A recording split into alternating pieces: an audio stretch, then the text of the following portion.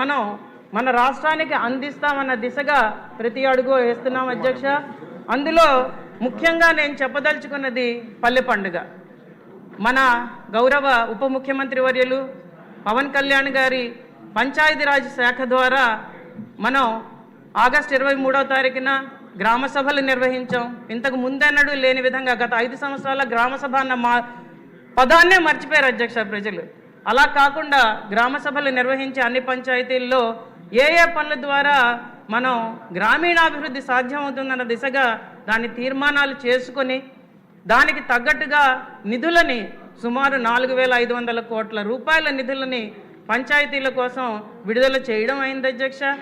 దానిలో అతి ముఖ్యంగా మనం మాట్లాడాల్సింది తుఫాను సమయంలో కూడా గిరిజన ప్రాంతానికి వచ్చి రోడ్ల శంకుస్థాపన చేసిన మన ఉప ముఖ్యమంత్రి వర్యులు పంచాయతీరాజ్ చొరవతో ఈరోజు డోలీ కష్టాలైతే ఖచ్చితంగా తీరాయని గిరిజనులు భావిస్తున్నారు అధ్యక్ష.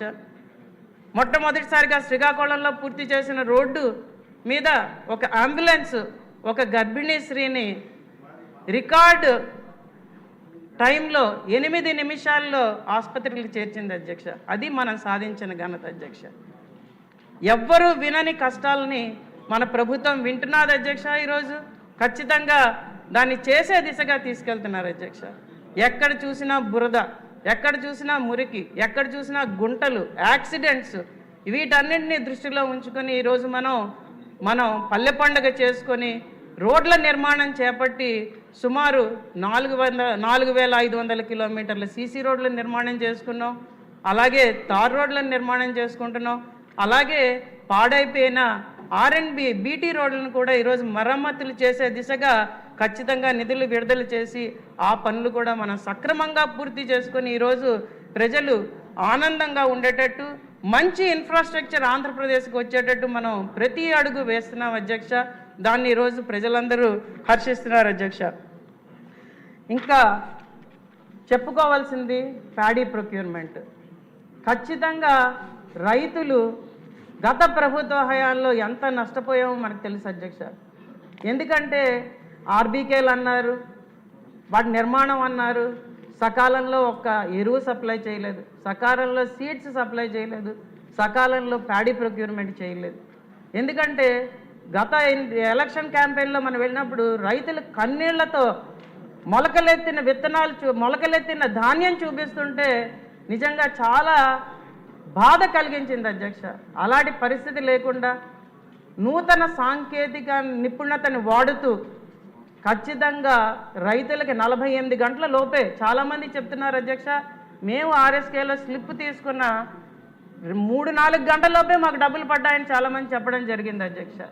ఎక్కడ కూడా ఏ సమస్య రాకుండా, అలాగే మన ట్రాక్టర్ విధానంలో కూడా మన GPSలు పెట్టినప్పుడు సమస్య ఎత్తితే వెనువెంటనే స్పందించి ఏ వెహికల్ అయినా వాడుకోవచ్చు, సకాలంలో ధాన్యం మనం ప్రొక్యూర్ చేసుకోవాలని చెప్పి రైస్ మిల్లర్స్తో కూడా కరెక్ట్గా మాట్లాడి బీజీలు అన్నీ సరిగ్గా ఉండేటట్టు చూసి పాత బకాయిలు కూడా చెల్లిస్తూ ఈసారి ప్యాడీ ప్రొక్యూర్మెంట్ అనేది చాలా చక్కగా మన గవర్నమెంట్ చేసిందనేది ప్రతి రైతు ఈరోజు చెప్తున్నది అధ్యక్ష. ఖచ్చితంగా దానికి తోడు మనం ఈరోజు నీటిపారుదల సమస్య ప్రాజెక్టులన్నింటినీ కూడా సమగ్రంగా చూసుకొని దానికి పెద్దపీట వేస్తూ ఈసారి బడ్జెట్లో మనం ప్రతి ప్రాంతానికి ఇరిగేషన్ వాటర్ సప్లై చేయగలిగితే అధ్యక్ష రైతు ఈ 5 సంవత్సరాలు చాలా ఆనందంగా ఉంటాడు అధ్యక్ష.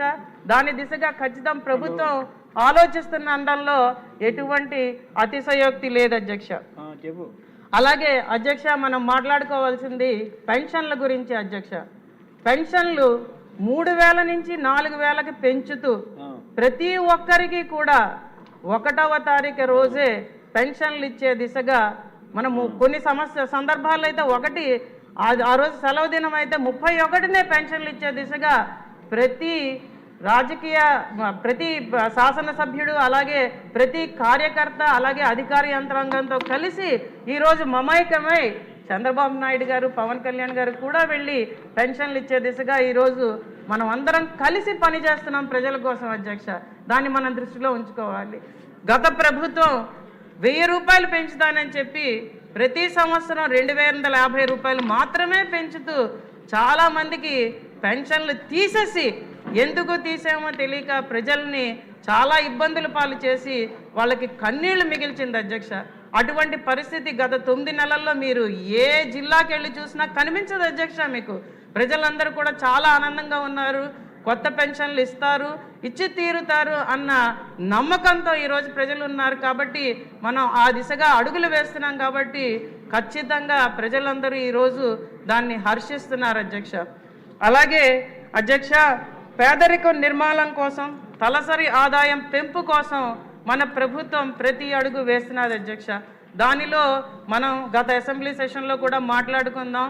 దానిలో మహిళా సాధికారత, అలాగే ఎస్హెచ్జీలను వాడి మనం మహిళా సాధికారత దిశగా ఖచ్చితంగా మహిళల్ని మనం సపోర్ట్ చేస్తూ ఈరోజు వాళ్ళని పారిశ్రామికవేత్తలుగా తీర్చిదిద్దే దిశగా కేంద్ర పథకాలని అందుబాటులోకి తీసుకొస్తూ మనం చాలా పనులు చేస్తున్నాం అధ్యక్ష. దాని తాలూకా బెనిఫిట్స్ ఖచ్చితంగా తొందరలోనే ప్రజలందరూ చూసే దిశగా మనం అడుగులు వేస్తున్నామని చెప్పడంలో ఎటువంటి సందేహం లేదు అధ్యక్ష.